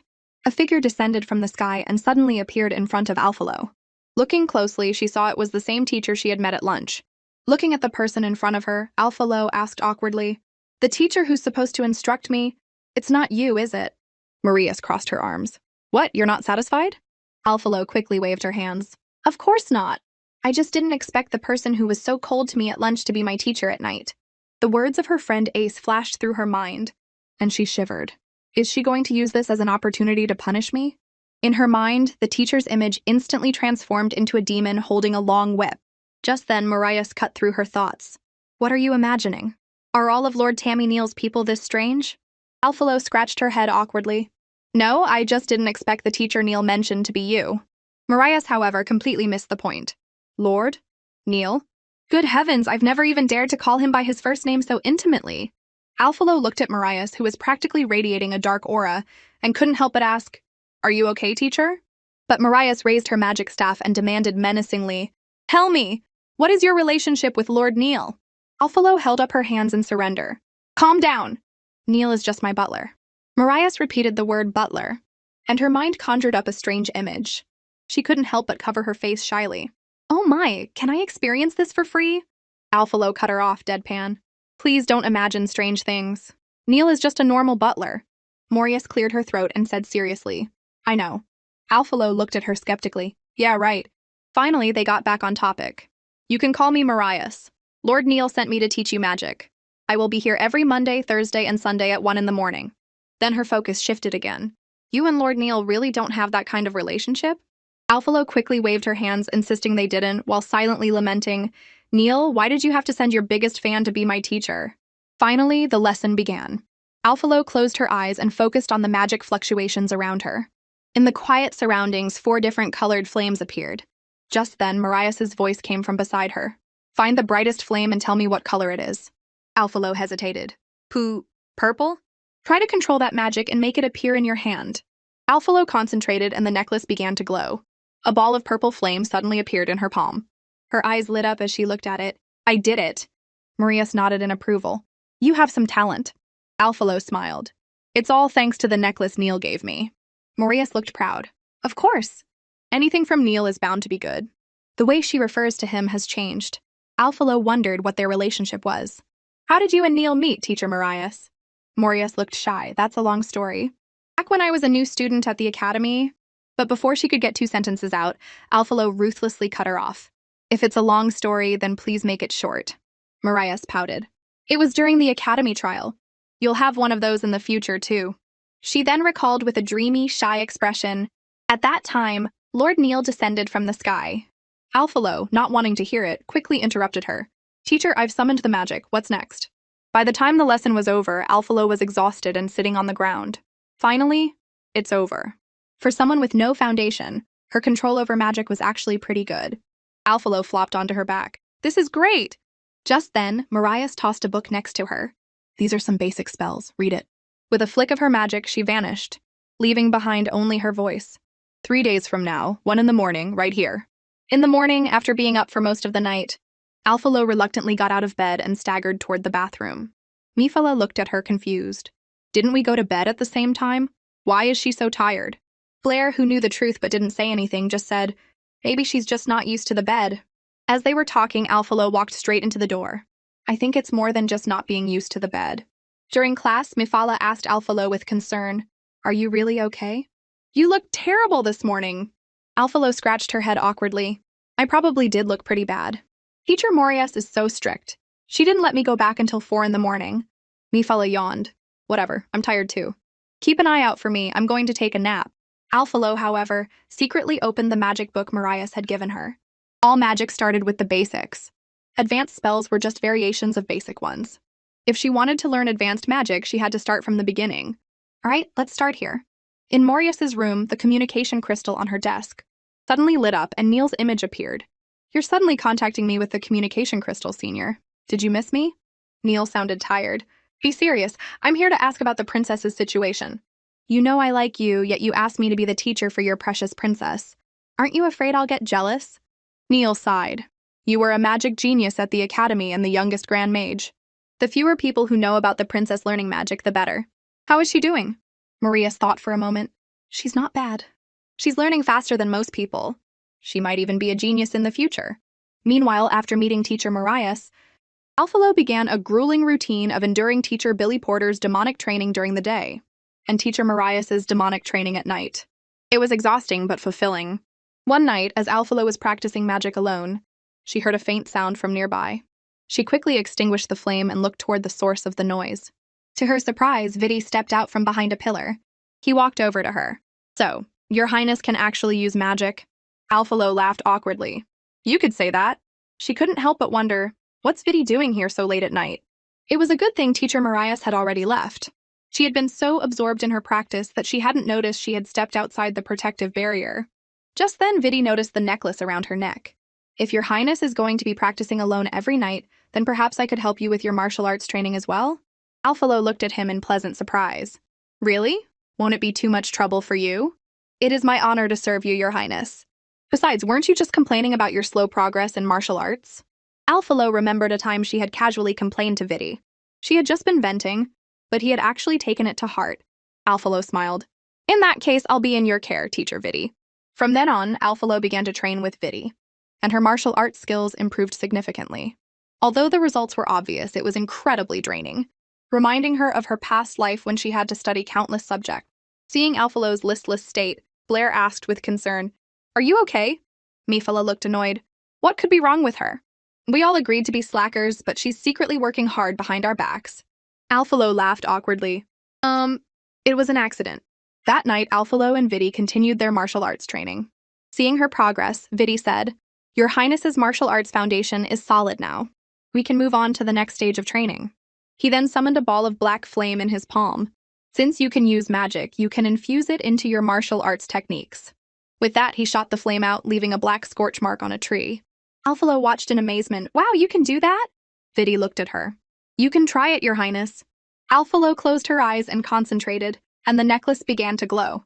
A purple magic circle appeared in front of her palm, and she shot it at the same tree, leaving a purple mark below the black one. She looked at her hand in delight. So you can use magic like this. This is amazing. Vidi, however, was staring at her necklace, lost in thought. He only snapped out of it when Alphalo called his name loudly. Your Highness, the necklace around your neck. Alphalo looked at it. This? It's a gift from Neil. Seeing Vidi's dazed expression, she thought to herself, did he figure something out? She remembered what Neil had told her. To prevent others from coveting it, you must never tell anyone about this necklace's function, Your Highness. Vidi picked up the necklace. This necklace looks very valuable. It would be better if you wore it underneath your clothes from now on. Seeing Vidi's handsome face up close, Alphalo clutched her chest and turned away shyly. I understand. Her heart was racing. Oh, what's wrong with me? The two of them then began to practice infusing magic into their martial arts. By the time they finished, Alphalo was exhausted and sitting on the ground. Finally, it's over. All this martial arts and magic is making my head spin. Vidi softly comforted her. Getting stronger is never easy. The ground is cold, you should get up. He then held out his hand and pulled her to her feet. Due to the momentum, Alphalo accidentally stumbled into his arms. At such a close distance, both of their hearts seemed to stop for a moment, then began to pound like a drum. Just then, Vidi's expression grew serious. A pattern of a magic circle had appeared in Alphalo's eyes. Was that a seal? The next day in class, Alphalo was staring at her book, her mind elsewhere. Vidi is smart. He must have noticed something that day to have said that. Just then, Mifala, who was looking at Alphalo's textbook, grinned mischievously. Oh my, whose name is that? Alphalo then realized she had unconsciously written Vidi's name. She quickly covered it up, her face flushing red. Don't get the wrong idea. I was just thinking about something. Mifala looked at her knowingly. Oh, thinking about someone, and writing that someone's name. Alphalo waved her hands frantically, but it was no use. She was caught. Alphalo had been searching the library for a while, but all the books were unrelated to seals. She lowered her head in disappointment. Why can't I find what I'm looking for? As she turned, she accidentally bumped into someone. As luck would have it, it was Vidi. Looking for books about seals, Your Highness? Alphalo lowered her eyes nervously. Oh no, he found out. Vidi sighed. You don't have to be nervous, Your Highness. I'll help you look. I wasn't sure at first, but your reaction just confirmed my suspicions. Shouldn't you be the last person who wants me to break it? After how I treated you? Vidi gently touched her cheek. Because I trust the person you are now. Alphalo was still thinking about that moment when Mifala's voice snapped her out of it. What are you thinking about? I called you so many times. Do you want to come with us to the Academy's club recruitment fair? Seeing Alphalo's confused look, Marilia handed her a flyer. Looking at the strange slogans on it, Alphalo thought, what is this? Is anyone actually going to join these clubs? Blair explained, that's just one of the clubs. Marilia and I were passing by the Academy Plaza and there were a lot of clubs recruiting. We got handed a ton of flyers. Mifala excitedly threw her arm around Alphalo's shoulder. So let's go. With so many clubs, it's bound to be fun. But Alphalo looked troubled. I have plans later, so I can't go. Mifala looked at her with a mischievous, gossipy grin. A date? Alphalo deadpanned. Don't be ridiculous, it's not. She then hurried away. Anyway, you guys go ahead. I have something to do, so I'm leaving. Mifala watched her go, a thoughtful look on her face. Something's definitely up. The three of them then secretly followed Alphalo. Before long, Vidi came into view. Mifala instantly jumped up in excitement, completely forgetting they were supposed to be hiding. I knew it! My ship is real! When Vidi turned to look, there was no one there. The three of them held their breath, trembling in the bushes. It was close, we almost got caught! Over the next few days, Alphalo read many books about seals, but none of them were related to the one on her. Just then, Vidi walked over with a stack of books. Looking at the towering pile, Alphalo slumped over the table in defeat. There are still so many. Although she was fairly certain her mother's seal was a type from the church, ever since she started learning magic, she had sensed another unknown restriction on top of it. A seal locked away power, making it impossible to sense, while a restriction allowed one to sense the power but not use it. Alphalo suddenly thought of the astrologer she had met. He looked just like Paglet, but their personalities were completely different. Paglet had said they knew each other. Maybe that could be a clue. As Alphalo was engrossed in a book, she heard a sound from behind her. She ran over to find that Vidi had accidentally triggered a switch, revealing a secret room. Looking at the dark passage, they decided to go down and investigate. Vidi rolled up his sleeve, touched a button on his shirt, and summoned his sword. Please stay behind me, Your Highness. Alphalo looked at the button on Vidi's shirt curiously. Is that a magic tool too? Magic tools were items modified by magic. They could be jewelry or weapons, and their effects varied greatly, from deadly weapons to powerful amplifiers. However, mages who could modify items were rare, making magic tools incredibly valuable. And the most valuable of all were storage-type magic tools. As Alphalo was thinking, they quickly reached the secret room. Looking at the empty surroundings, she guessed, according to the laws of novels, a secret room like this either holds a terrifying monster or some rare treasure, and these places always have countless traps. Alphalo took a gold coin from her pocket and tossed it forward. It was instantly incinerated by a burst of flames. There really are traps. It seems reading all those novels paid off. Vidi looked at the scene before him and tightened his grip on his sword. Please stay close to me for the rest of the way, Your Highness. Alphalo looked at Vidi's back and couldn't help but swoon. Oh no, he's so handsome. Vidi kept Alphalo behind him as he cautiously moved forward. Suddenly, a volley of arrows shot toward them. Vidi quickly used magic to block them with his sword, then levitated the sword and scooped Alphalo up, running forward. Just then, Alphalo saw another wave of arrows coming from behind and quickly warned him. Vidi immediately turned, deflected the arrows, and retreated with Alphalo in his arms. When everything was calm again, he put her down. Setting up traps like this means whatever is in here is not simple. She looked up at him. She never knew Vidi was so powerful. Was that black flame his magic? She had never seen black magic before. Vidi froze for a moment, then lowered his eyes, hiding his emotions. But it is, after all, the ominous dark magic. Most people on the continent were born with some amount of magic. Commonly the natural elements, but also mutated magic like lightning and ice. Rarer was light attribute magic, also known as divine power. And dark magic was even rarer than divine power, the only force that could rival it. Alphalo muttered to herself, no wonder he's so strong. She knew she would likely have to confront the church in the future. So she smiled brightly at Vidi. Let's go. With you protecting me, I feel completely safe. The two of them then continued deeper into the secret room. Before long, they reached the end. Alphalo leaned against the wall, panting. There are way too many traps in this room. Vidi took off his jacket and draped it over her. Floor is cold. Be careful not to catch a chill. Seeing his shy, blushing face, Alphalo couldn't help but smile. But after all that, I've realized how weak I really am. I couldn't help it all. We only survived because of you. I'm so weak.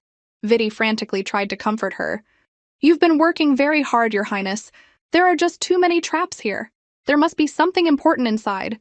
Hearing this, Alphalo suddenly remembered that the original novel mentioned a forbidden grimoire hidden in the academy. The church had been searching for it for years but had never found it. Maybe it was hidden somewhere in this secret room. As she was thinking, her hand accidentally rested on a particular floor tile, and a secret door suddenly opened behind her. Caught off guard, she fell backward. Vidi quickly reached out and grabbed her wrist, then twisted around to shield her with his own body as they fell, cushioning her fall. Alphalo sat up, her head spinning, only to realize she was sitting directly on top of Vidi. She instantly scrambled off him and sat to the side, trying to act calm, but inside she was screaming. What do you say in a situation this awkward? I'm so embarrassed I could dig a hole and live in it. But that brief moment, she thought she felt his chest muscles. He seemed to be in really good shape. It's a shame she didn't get to properly appreciate it. Just then, Vidi moved closer, interrupting her thoughts. Your Highness, I think we're trapped. Alphalo looked around. They were surrounded by high walls with no seams. I must have gotten too excited and accidentally touched a trap, which is why we fell in here. We should look for an exit. They searched for a long time but found nothing. Alphalo flopped onto the ground in defeat. There's nothing here. Vidi leaned against the wall. Let's rest for a bit and think of a plan. But Alphalo suddenly started talking. Actually, if I hadn't said we should go into the secret room, we wouldn't be trapped here, right? If I were stronger, you wouldn't have had to work so hard to protect me, right? If I hadn't touched that trap, we wouldn't have fallen down here. Seeing her slowly lose her senses, her expression becoming frantic, Vidi quickly grabbed her shoulders. Your Highness, you're not acting right! It's all because of me that we're trapped here waiting to die. If it wasn't for me. Vidi sensed a trace of dark magic. When had she been affected by it? Although dark magic could be absorbed, Vidi gritted his teeth, and after a moment of hesitation, he seemed to make up his mind. Forgive me, Your Highness. He then leaned in and kissed her. It felt as if all sound had disappeared, leaving only the deafening pound of her own heart. After he had absorbed all the dark magic from her body, Alphalo's eyes cleared, and then she went limp and fainted.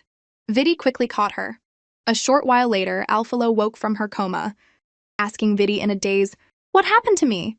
Vidi explained, You were corrupted by dark magic and almost took your own life.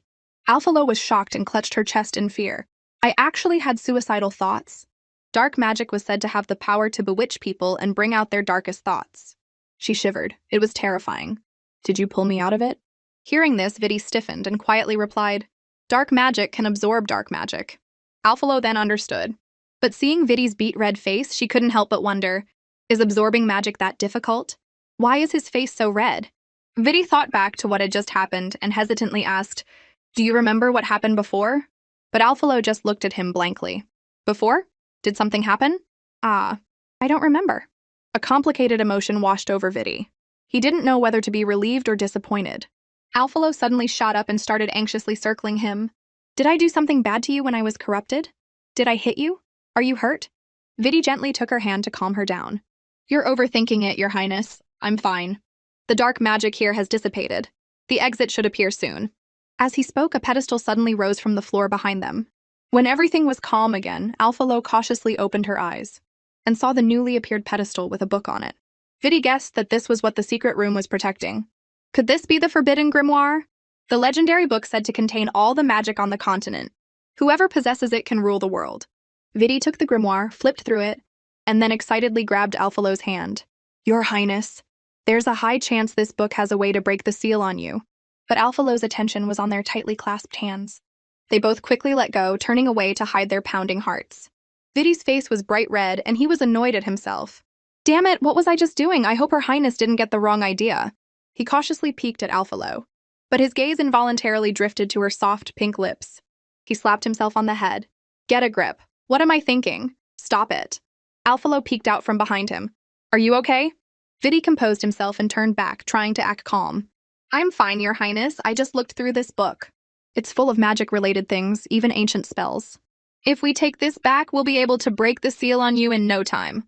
Alphalo thought about it. A grimoire containing all the magic on the continent would surely have information about magic seals. But would the Academy let them take it? Whatever, I'll think about that later. For now, I need to find a way to break this seal. Just then, a loud rumbling sound echoed through the room. Before they could react, the wall suddenly crumbled, creating a large hole. An old white-haired man in a mage's robe walked in. Princess Alphalo, are you all right? Alphalo recognized the man and bowed respectfully. Headmaster, thank you for your concern. I'm fine. The headmaster smiled. I'm glad to hear it. But while the headmaster was easygoing, the teachers were not. Billy Porter stormed over and scolded Alphalo. You've gotten bold, haven't you? Daring to go into a place you know nothing about. Marias also grabbed Vidi by the ear and lectured him. As the princess's personal guard, you went along with her foolishness. The headmaster quickly intervened. As long as the children are safe. Your Highness, please don't wander into secret rooms like this again. His tone then shifted. This room is full of trap. Did you encounter anything strange? For example, a book that suddenly appeared? Vidi gently tugged on Alphalo's sleeve and stepped forward. We did not see anything of the sort. Alphalo then noticed that the book that had been in her hand was gone. Since everyone wanted it, it was better to keep it a secret. This room was empty. We didn't see any strange books. That's good, let's go now.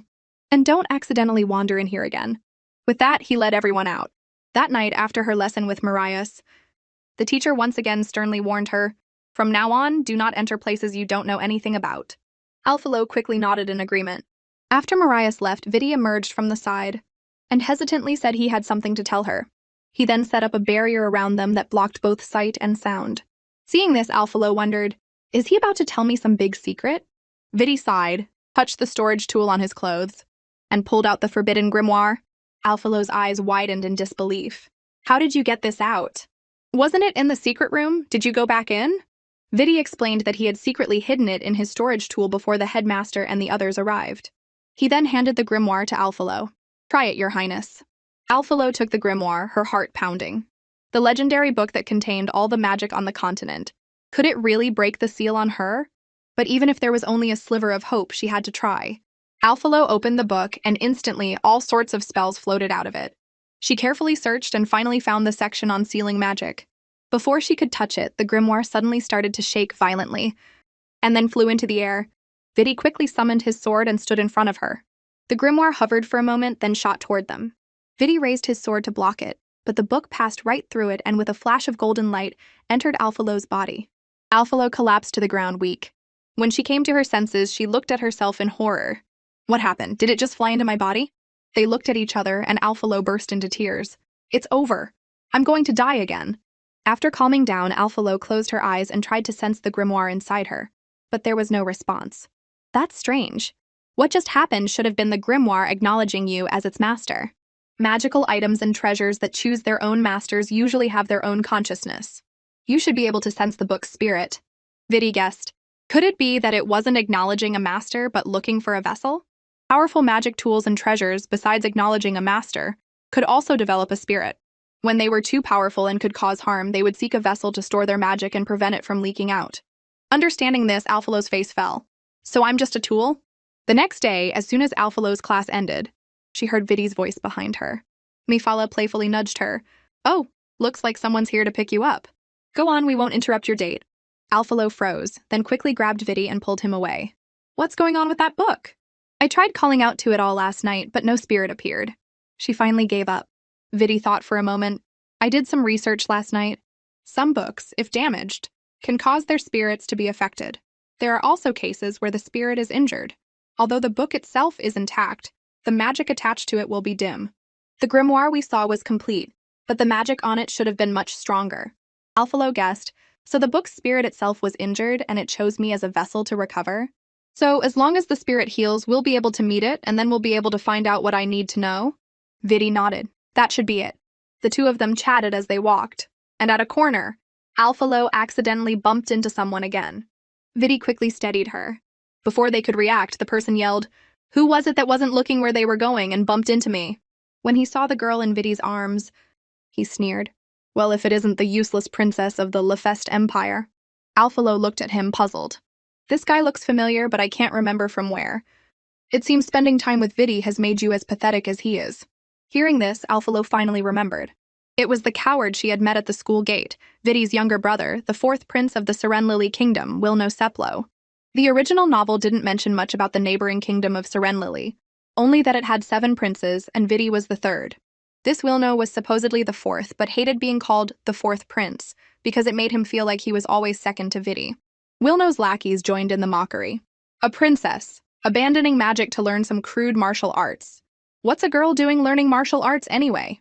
Alphalo looked at them, speechless. What nonsense are they spouting? Are these guys for real? Vidi's voice was low as he warned Wilno, his fists clenched. What? You want to fight? Wilno wagged a finger tauntingly. Fighting on school grounds is a punishable offense. Hearing this, neither of them moved, just stood there, facing off. I've long heard that Prince Wilno is quite skilled in magic. It seems you're quite skilled in other areas as well. In gratitude for your care of my younger sister, I'd like to have a little magic spar with you to further our academic exchange. A drop of cold sweat trickled down Wilno's forehead, and he quickly declined. Princess Emma, I'm just a Class B student. How could I possibly spar with someone from Class A like you? It's all right. Academic exchange has nothing to do with class rank. As she spoke, a ball of golden flame formed in her palm. Just as she was about to attack, Alphalo interrupted her. This is something I have to do myself to make them truly submit. Wilno scoffed. Make us submit? With your weak little punches? Vidi's face darkened. Watch your tone. But Alphalo stopped him. It's fine. Don't interfere. She then cracked her knuckles. All right, then as you wish, I'll hit you with my little punches. Hearing this, the 3 of them burst out laughing. Yeah, hurry up and hit us with your cute little punches. Alphalo walked up to Wilno, clenched her fist, took a step back, held her breath, and threw a punch right at his chest, sending him flying. Everyone watched in shock, their jaws on the floor. Alphalo looked at Wilno with a sarcastic tone. Dear, I didn't realize you were so fragile. Wilno's lackeys helped him up, and they scurried away, but not before he turned back to shout, You just wait! I'll be back! Alphalo watched them flee. Why are you stealing the big bad wolf's line? But it was a good thing she had Vidi's support, which gave her the confidence to face these people. Are you okay? What they said was too much, Emma said, her eyes full of concern. Alphalo took Emma's hand. I'm fine now. Even though I'm not learning magic, I have martial arts to protect myself. She then flexed her small bicep. Just then, Vidi reminded Alphalo that it was lunchtime. The 2 of them then bid farewell to Emma and Paglet. Emma, however, watched them leave, a thoughtful look on her face. When Alphalo got back to her dorm, she opened the door to see Mephala sitting in a chair, radiating a dark aura and glaring at her. You promised to go to the club fair with me, but you secretly went on a date instead. Alphalo cautiously apologized. I'm sorry. I'll definitely go with you this time. Besides, who goes on a date in a secret room in the library? Miphala's eyes widened. Now! Right now! She then dragged Alphalo out the door.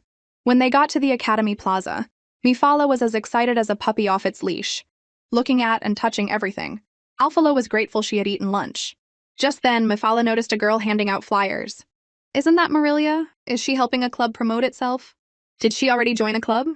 The 2 of them went over to say hello. Marilia ran over excitedly. What are you guys doing here? Mephala turned away haughtily. You secretly joined a club without telling us. Marilia quickly explained. It was an accident. Mephala stared at her for a moment. Fine, I don't even need to ask. Knowing you, you probably couldn't refuse their begging. Just then, a voice came from behind them. Marilia, are these new members you've recruited? Hearing the voice, Marilia frantically tried to push the 2 of them away. You guys have to go! This club isn't for you! But before they could leave, a cheerful, golden-haired young man jumped out. Ha! Marilia has finally brought us 2 new members. We have to give them a proper welcome. Marilia quickly explained, President, these are my roommates, not new members. But the president didn't care. He walked over and invited them. Friends, join our blood-soaked club. Although we're a club made up of commoners, we study swordsmanship and train ourselves so that one day we can surpass those royals and nobles. But Alphalo just laughed awkwardly. Sorry, we are royals and nobles. Hearing this, the president was so dejected he squatted in a corner and started drawing circles on the ground. Marilia took the opportunity to lead the 2 of them away. The club doesn't accept royals or nobles, which is why I said it's not for you. You should check out some other clubs. So the 2 of them went to look at other clubs. Just then, one of them caught Miphala's attention. Seeing the elegant and beautiful people in the club chatting with each other, Mephala declared excitedly, I'm joining this ladies' club. It looks like it suits me perfectly. Before Alphalo could stop her, she had already blended in with the club. I'm a member of this club now, Alphalo. You can go have fun by yourself. Alphalo looked at her, speechless. I can't believe she just abandoned me like that. With Mifala gone, Alphalo had to wander around and look at other clubs by herself. Just then, a shabby, deserted club booth caught her eye. The sign read Special Magic Research Club. She curiously went over and asked, "What does special magic mean?" The club president, Alua, opened his sleepy eyes and groggily handed her a flyer. Special magic is all magic outside of the conventional types. Barriers, seals, beast taming, contracts. These unconventional types of magic are considered special magic, and they're what we study. Looking at the flyer, Alphalo thought, this flyer is so ugly. Is anyone actually going to join? Sealing magic was also a type of special magic. Maybe this club would have some clues about the seal on her. She might as well check it out. She could always quit if she didn't like it. So Alphalo asked, what do I need to do to join the club? Hearing this, Alua shot to his feet. Join which club? Our club? Alphalo was startled by his reaction and timidly asked, Can I not join? But to her surprise, Alua got so excited he coughed up a mouthful of blood. Alphalo stared at him in horror. Are you okay? Alua explained, I do this whenever I get excited. It's fine. It's normal. Alphalo deadpanned. Normal my foot. He then immediately got her the sign-up forms. Report to the address on this form tomorrow at 12:30 p.m. Alphalo held the form, feeling helpless. I feel like I've walked into a trap, and it's not going to be easy to get out of. The next day, Alphalo went to the address on the form. Looking at the dilapidated and deserted surroundings, she was speechless. This place looks even more rundown than the Class F classroom. It's even a little creepy. As she was thinking, the door behind her creaked open. When Alua saw her, he ran over excitedly. You actually came! This is great! I've been waiting for you for so long, I was starting to think you weren't coming. Alphalo looked at Alua's teary face and broke into a cold sweat. Isn't it still 10 minutes until 12:30? Alua then enthusiastically pulled her inside. As they entered, a loud pop sound went off. Welcome, new member Alphalo, to the club. Alphalo looked at the banner that read 4th member and couldn't help but ask, Are there really only 4 of us in this club? Seeing Alua's smiling confirmation, she froze. It's over. There's no getting out of this now. I've really walked into a huge trap. Alua put his arm around her shoulder and said with determination, It's fine. We may be small, but we're united. Another member explained a bit awkwardly. Don't mind Alua. He's just so excited. Our club was about to be disbanded if we didn't recruit anyone this year. Gino led Alphalo to a seat and explained, The Academy's clubs are required to recruit 1 new member every year. If a club fails to recruit anyone for 3 consecutive years, the student council will deem it as having no contribution and disband it. But now that you're here, Alphalo, our club doesn't have to worry about that anymore. But another member, Ys, poured cold water on their excitement. We still have the club assembly 3 months from now to deal with. Alphalo was confused. What's the club assembly? It's an exhibition for all the clubs to showcase their achievements to the teachers. The student council and teachers will then allocate the club funds for the year based on each club's performance. Ys explained with a helpless smile. Our club always gets the least amount of funding, which is why we can never recruit anyone. Those old-timers have no idea what we're researching? Alphalo laughed awkwardly. To be honest, I don't really get it either. Afterward, Alphalo went to the club's resource room to take a look. The Special Magic Research Club, as its name suggested, was a club that studied magic. The number of books on special magic here far exceeded that of the library. According to Gino, most of these books were brought from Alua's family. Alua possessed a unique magic ability on this continent, time. He could manipulate a person's perception of time. However, this special ability, besides giving him powerful magic, also left him with a weak constitution. Although he always seemed cheerful, he couldn't escape his fate. This was the reason he founded the Special Magic Research Club in the first place. Alphalo put a book back on the shelf and sighed. Although there were many books on obscure magic here, she still hadn't found any clues about the seal on her. She had, however, found many ways to repair a book's spirit. Recently, she had been able to faintly sense the spirit of the grimoire.